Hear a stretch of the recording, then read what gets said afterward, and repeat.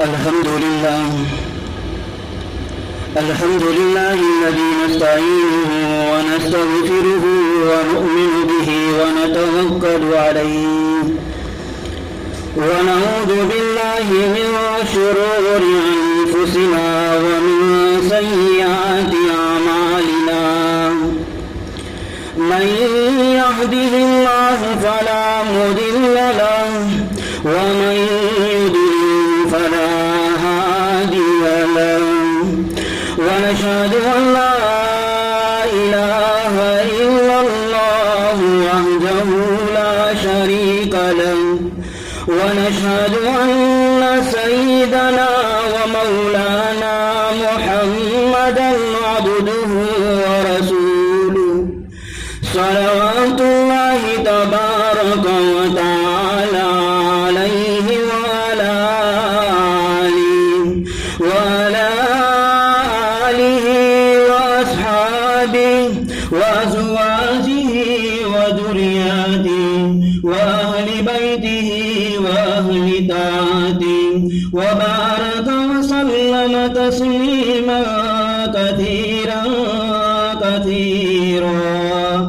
أما بعد فأعوذ بالله من الشيطان الرجيم بسم الله الرحمن الرحيم ولله على الناس حج البيت من استطاع إليه سبيلا وقال النبي صلى الله عليه وسلم بني الإسلام على 5 شهادة أن لا إله إلا الله وأن محمدا رسول الله وإقام الصلاة وإيتاء الزكاة وصوم رمضان والحج أو كما قال النبي صلى الله عليه وسلم۔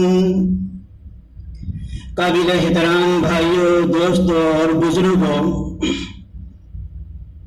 رمضان المبارک سے لے کر ذی الحجہ تک جتنے مہینے ہیں، ہر مہینے کا تعلق کسی نہ کسی اہم عبادت سے ہے۔ رمضان المبارک سے لے کر ذی الحجہ تک جتنے مہینے چل رہے ہیں اور جن مہینوں سے ہم گزر رہے ہیں، ہر مہینے کا تعلق کسی نہ کسی اہم عبادت سے ہے۔ رمضان کا تعلق روزے سے اور تراویح سے ہے کہ ان دونوں کا تعلق رمضان المبارک کے مہینے سے ہے کہ رمضان کے علاوہ رمضان کے روزوں کی ادائیگی نہیں ہے۔ ہاں البتہ نوافل روزے آدمی رکھ سکتا ہے اور رکھتا ہے۔ رمضان المبارک کے اندر رمضان کے مہینے کے روزے کی ادائیگی ہے اور تراویح بھی رمضان ہی میں ادا کی جاتی ہے۔ اسی طریقے سے شعبان کا مہینہ ہے، ذی القعدہ ہے اور ذی الحجہ ہے۔ ان مہینوں کا تعلق حج سے ہے کہ جن دنوں میں اور جن مہینوں میں مبارک مقام کے اوپر جا کر اللہ کا ایک اہم فریضہ ادا کیا جاتا ہے۔ ان کے علاوہ شوال کے مہینے میں ایک اور حدیث کے اندر اللہ کے رسول صلی اللہ علیہ وسلم نے ارشاد فرمایا کہ جس نے شوال کے مہینے کے 6 روزے رکھے تو ان کو پورا سال روزہ رکھنے کا ثواب ملتا ہے۔ یعنی رمضان المبارک کا مکمل مہینہ انہوں نے روزہ رکھا، یعنی 30 روزے رکھے اور رمضان کا مہینہ پورا ہو گیا۔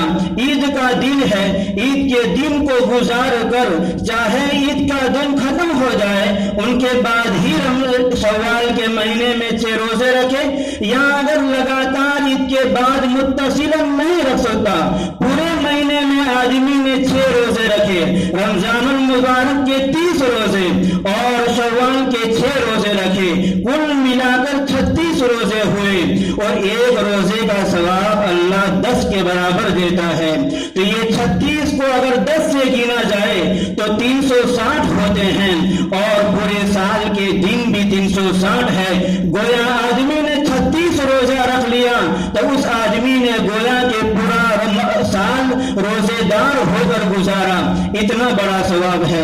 تو ہر مہینے کا تعلق کسی نہ کسی عبادت سے ہے۔ رمضان کا تعلق تراویح اور روزے سے ہے، کے بعد ذی القعدہ اور ذی الحجہ کا جو مہینہ ہے ان کا تعلق حج سے ہے۔ حج ایک عاشقانہ عبادت ہے اور اللہ تعالیٰ نے چار جو کیا ہے عبادتیں دی ہے، چار فرائض ہے اور چار جو عبادتیں ہے، نماز، روزہ، زکوٰۃ اور حج، یہ چار عبادتیں ہیں۔ ان چار عبادتوں کی ایک شان ہے، ان چار عبادتوں کی ایک شان ہے اور ان چار عبادتوں میں اللہ کی کوئی نہ کوئی صفت پائی جاتی ہے۔ یا تو کسی عبادت کے اندر اللہ کا صفت جلال پائی جاتی ہے یا اللہ کی صفت جمال پائی جاتی ہے۔ نماز کے اندر اللہ کی صفت جلال پائی جاتی ہے، نماز کے اندر اللہ کی صفت جلال پائی جاتی ہے کہ اگر کوئی آدمی نماز کے اندر دھیان سے نہیں دیکھتا ہے، ادھر ادھر اور آسمان کی طرف دیکھتا ہے، اللہ کے رسول نے فرمایا کہ ان کا سر گدھے کا سر ہو جائے۔ صفت جمال ہے، صفت جلال ہے۔ اور اگر کسی آدمی نے، ایک حدیث مسلم شریف کی حدیث ہے، اللہ کے رسول صلی اللہ علیہ وسلم نے فرمایا کوئی آدمی نماز نہیں پڑھتا ہے، اللہ کے رسول نے فرمایا اس کا اسلام میں کوئی حصہ نہیں، صفت جلال ہے۔ ایک حدیث میں اللہ کے رسول صلی اللہ علیہ وسلم نے فرمایا، مسلم شریف کی حدیث ہے، حضور نے فرمایا اسلام اور کفر کے درمیان میں فرق کرنے والی چیز نماز ہے کہ اگر آدمی نماز کا پابند ہے تو اسلام اور کفر کے درمیان میں فرق ہو رہا ہے، صفت جلال پائی جاتی ہے۔ امام احمد ابن حنبل رحمۃ اللہ علیہ نے یہاں تک فرمایا اگر کوئی آدمی جان بوجھ کر نماز کو چھوڑ دے تو وہ آدمی مرتد ہو گیا۔ امام احمد ابن حنبل نے فرمایا اگر کسی آدمی نے جان بوجھ کر نماز کو چھوڑ دیا تو وہ آدمی مرتد ہو گیا۔ اللہ کی صفت جلال پائی جاتی ہے۔ اسی طریقے سے زکوٰۃ ہے، زکوٰۃ میں بھی اللہ کی صفت جلال پائی جاتی ہے۔ اگر کسی آدمی کے پاس مال ہے اور انہوں نے اس مال کی زکوٰۃ کو ادا نہ کیا، حدیث میں اللہ کے رسول نے فرمایا وہ مال اس کے لیے سانپ بن کر اس کے گلے میں ڈالا جائے گا اور اس کو ڈستا رہے گا اور یوں کہے گا انا مالن انا کنزن انا کنزن انا مالن، میں تیرا خزانہ ہوں، میں تیرا مال ہوں۔ تو یہ بھی اللہ کی صفت جلال پائی جاتی ہے۔ اسی طریقے سے روزہ ہے کہ اس میں بھی اللہ کی دونوں صفتیں پائی جاتی ہے، صفت جلال اور صفت جمال، لیکن صفت جمال زیادہ پائی جاتی ہے بالمقابل صفت جلال کے، کہ صفت جمال زیادہ پائی جاتی ہے۔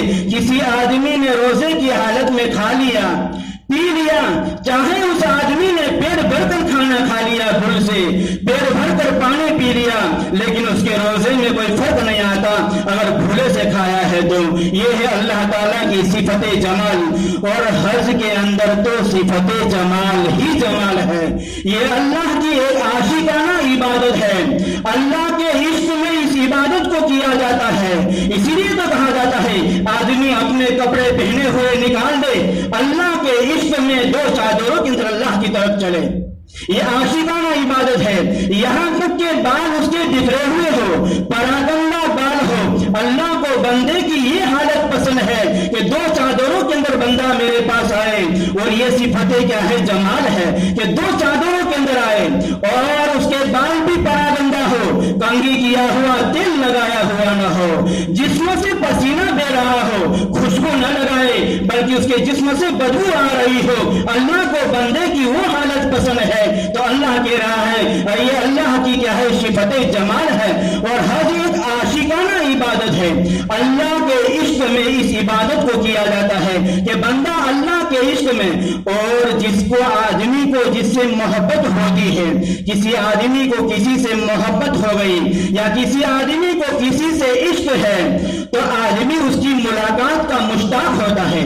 آدمی اپنے مالک کی ملاقات کا، کہ آدمی کا کوئی مالک ہے، اپنے مالک کی ملاقات کا مشتاق ہوتا ہے۔ اللہ ہمارا مالک ہے، اللہ ہمارا محبوب ہے، بندہ بھی چاہتا ہے میں میرے مالک کی ملاقات کروں۔ اگر میرا رب مجھے دکھائی دیتا، میرے رب کو میں بوسہ لیتا، میرے رب کے ہاتھ کو میں چومتا، میرے رب کو میں چمٹ جاتا، لیکن اللہ کی ذات ورا ہے، دکھائی نہیں دے رہی ہے۔ اللہ فرماتے ہیں میرا ایک گھر ہے جس کو کعبۃ اللہ کہا جاتا ہے، جس کو بیت اللہ کہا جاتا ہے، تم میرے گھر کی طرف سفر کرو، اور میرے اس گھر میں میں نے ایک پتھر کو رکھا ہے جس کو حجر اسود کہا جاتا ہے، اگر تم اس کو چومو تو یوں سمجھو کہ تم مجھے بوسا لے رہے ہو اور مجھے چوم رہے ہو، اور اگر تمہیں میرے ہاں میری ملاقات کے تم مشتاق ہو اور مجھے چمٹنا چاہتے ہو، ظاہر بات ہے اللہ اگر دکھائی دیتی، ہمارے محبوب ہے، ہمارے مالک ہے، ہمارے رب ہے،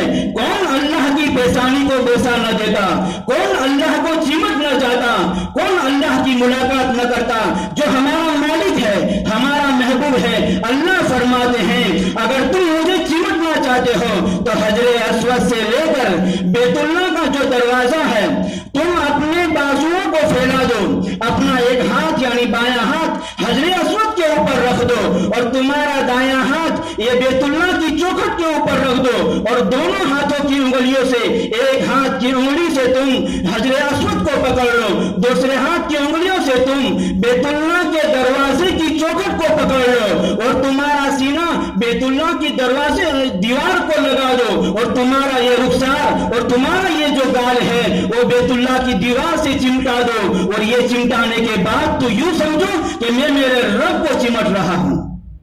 یہ طریقہ بتایا جس کو منتظم کہا جاتا ہے کہ بیت اللہ کی دیوار کو جو حجر اسود سے لے کر کیا ہے کعبہ کے دروازے تک جو دیوار ہے اس کو منتظم کہا جاتا ہے، وہاں چمٹا جاتا ہے، اور چمٹ کر کیا ہے اللہ سے مانگا اور رویا جاتا ہے۔ بندہ اس چمٹنے کے وقت یوں گمان کرے اور یوں سمجھے کہ میں میرے رب کو چمٹ رہا ہوں۔ آدمی اپنے محبوب کے گھر کا طواف کرتا ہے، اپنے عاشق کے گھر کا طواف کرتا ہے جس سے عشق ہوتا ہے، اللہ کے گھر کا، اللہ کے جو محبوب ہے اور اللہ سے جو محبت رکھتے ہیں، اللہ کے گھر کا طواف کر کر یوں سمجھے کہ میں میرے محبوب کا طواف کر رہا ہوں، میرے محبوب کا میں چکر لگا رہا ہوں۔ تو یہ حج ایک عاشقانہ عبادت ہے، اللہ کے عشق کے اندر اس عبادت کو کیا جاتا ہے۔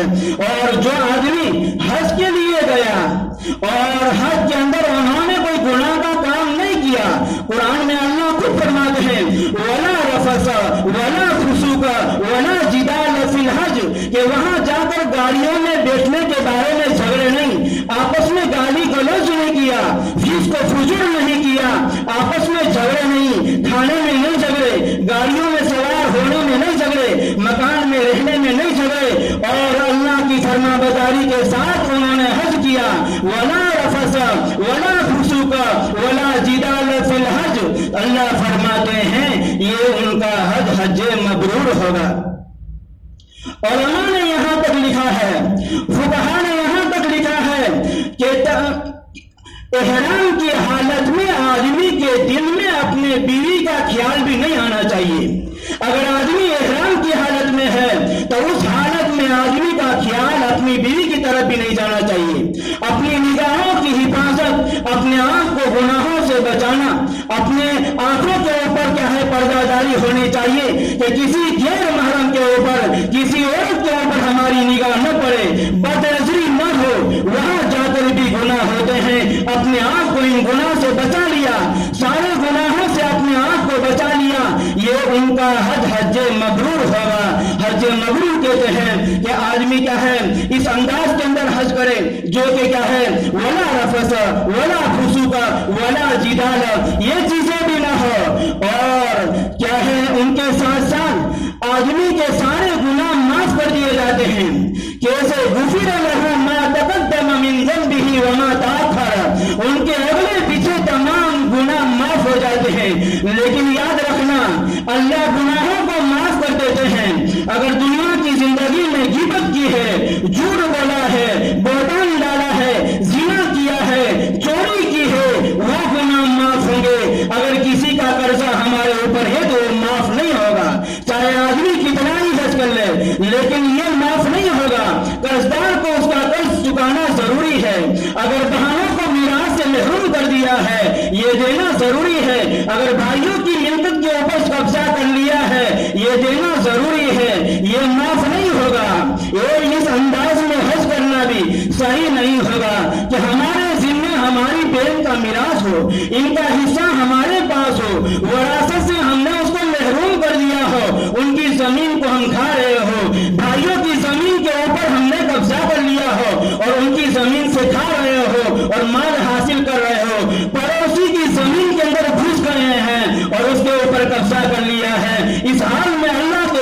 بندہ چاہے گا کون سا منہ لے کر جائے گا؟ اس لیے اپنے آپ کو ان چیزوں سے بچائیں تو بیت المحج مبرور کے ذریعے سے سارے گناہ تو معاف ہوں گے، قرض معاف نہیں ہوگا۔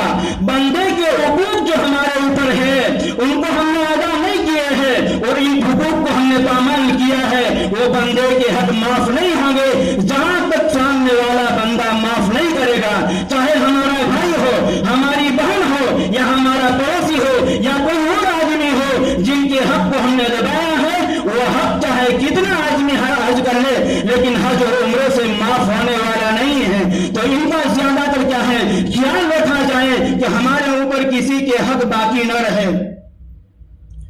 اللہ کے رسول صلی اللہ علیہ وسلم نے فرمایا کہ کسی آدمی نے اس انداز میں حج کیا، کسی کے حق باقی نہیں ہے، ولا رفث ولا فسوق ولا جدال بھی نہیں ہے، اور یہ چیزیں اس کی زندگی میں نہیں ہے۔ اللہ کے رسول نے فرمایا کایوم ولدت امہ، وہ ایسا پاک ہو گیا جیسا اس کی ماں نے آج ہی اس کو جنا ہے۔ اس طریقے سے آدمی پاک ہو جاتا ہے، ان کے گناہ سارے معاف ہو جاتے ہیں جیسا کہ اس کی ماں نے اس کو آج ہی جنا ہو۔ لیکن قرض وغیرہ جو باتیں میں نے بیان کی وہ باتیں کیا ہے، معاف نہیں ہوگی، تو اس سے اپنے آپ کو بچانا ہے۔ اگر کسی کا قرض ہمارے اوپر ہے تو آ کر اس کو ادا کرنے کی ہمیں نیتیں رکھنی چاہیے۔ کسی کا حق ہمارے اوپر ہے تو ان حقوق کو ادا کرنے کی ہمیں فکر کرنا ہے۔ بعض مرتبہ ایسا ہوتا ہے کہ آدمی یوں کہتا ہے کہ میری تو بھی بچیاں ہیں، میرے بچے ہیں، شادی ہونے کے بعد میں حج کروں گا، حالانکہ ایسا کوئی مسئلہ نہیں ہے۔ اور بچیوں کی شادی کر کے حج کے لیے جانا یہ شرائط حج میں سے بھی نہیں ہے، کہ حج کی شرطوں میں سے بھی نہیں ہے۔ جب ہمارے پاس مال آ گیا فوراً ہم حج کر لے رہے، بچے اور بچیوں کی شادی کا کرنا یہ شرائط حج میں سے نہیں ہے کہ ہم اس کی شادی کر کر جائیں گے۔ اسی طریقے سے بعض مرتبہ ایسا ہوتا ہے کہ میرے ماں باپ نے حج نہیں کیا تو میں بھی نہیں کروں گا، میرے ماں باپ جب تک حج نہ کر لے۔ ماں باپ کا حج کرنا یہ تمہارے حج کے شرائط کے اندر سے نہیں ہے۔ تمہارے پاس مال ہے، تمہارے اوپر حج فرض ہے، تم اپنا حج کر لو۔ اگر تمہارے پاس مال زیادہ ہے اپنے والدین کو بھی حج کرا دو، بہتر رہے گا، اچھا رہے گا اور ہونا بھی چاہیے۔ لیکن اگر تمہارے پاس اتنا مال نہیں ہے کہ والدین کو حج کرا سکے تو تمہارے پاس تمہارے حج کا مال ہے تو تمہیں اپنے مال کا حج کرنا یہ ضروری ہے کہ اپنے اوپر جو حج ہے فرض ہے ان حج کو ادا کیا جائے۔ اسی طریقے سے حج کے بہت سارے ایسے احکامات ہیں، اور احرام کے بارے میں بیت اللہ بہت ہی بڑی مقدس جگہ ہے اور اس کا احترام، اس کا ادب بہت ضروری ہے۔ وقت ہو گیا، 20 منٹ کے اندر کیا بات سنے، وقت ہو گیا۔ احترام اس کا اور اس کی عزت اور اس کا احترام بہت ضروری ہے۔ کوئی آدمی دور سے آتا ہے اس کا استقبال کیا جاتا ہے، اس کی عزت کی جاتی ہے، اس کا احترام کیا جاتا ہے۔ بیت اللہ کے لیے بھی اس کا احترام، اس کی عزت، اس کا استقبال ضروری ہے، لیکن وہ تو ہمارے پاس بیت اللہ تو نہیں آئے گا، اللہ کا گھر کعبۃ اللہ ہمارے پاس نہیں آئے گا۔ اب ہم اس کے پاس جانے والے ہیں تو اس کا عزت اور اس کا احترام اور اس مقدس گھر کا احترام اور اس کا استقبال یہ ہے کہ آدمی جہاں میقات کے کیے ہیں وہاں سے احرام باندھ کر جائے۔ کوئی بڑا آدمی آتا ہے اس کا بڑا استقبال کیا جاتا ہے، یہ اللہ کے محترم گھر کا استقبال ہے اور اس کا احترام ہے اور اس کا استقبال کرنا ہے تو اس کے لحاظ سے ہونا چاہیے۔ اس لیے ہر جگہ کے میقات کو متعین کیا ہے کہ ان جگہوں سے احرام باندھ کر حج کیا جائے۔ ایک بات آخر میں کہہ کر بات کو ختم کر دیتا ہوں، ادھوری بات رہ جائے گی۔ ایک بات کہہ کر بات کو ختم کر دیتا ہوں تو اس کا استقبال اس انداز سے ہونا چاہیے۔ وقت زیادہ ہو گیا، آئندہ انشاءاللہ پورا کریں گے۔ اللہ تعالیٰ سے دعا کرتے ہیں اللہ تعالیٰ ان مقدس